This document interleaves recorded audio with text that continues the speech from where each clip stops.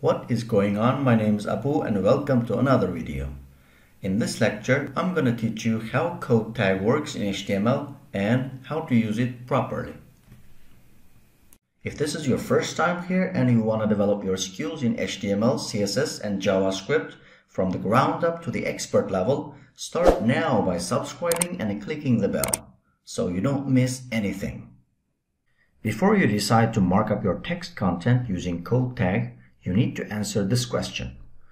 Do you have computer code in your text content? If yes, then you can use code tag to mark them up.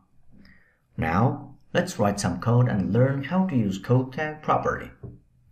Here I opened up the HTML document I created for this lecture using Visual Studio Code. Starting from line 18, I have a short documentation and a saying that in JavaScript, the codes for declaring variables looks like this.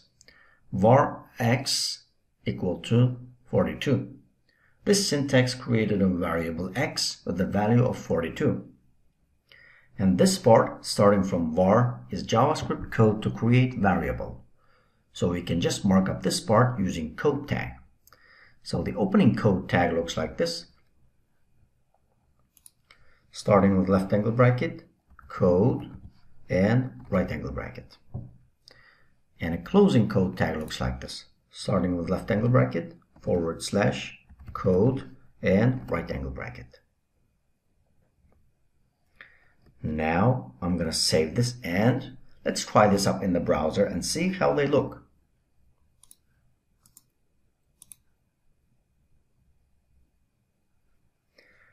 Okay, it worked. As you can see, the JavaScript code I marked up using code tag looks different compared to other text contents.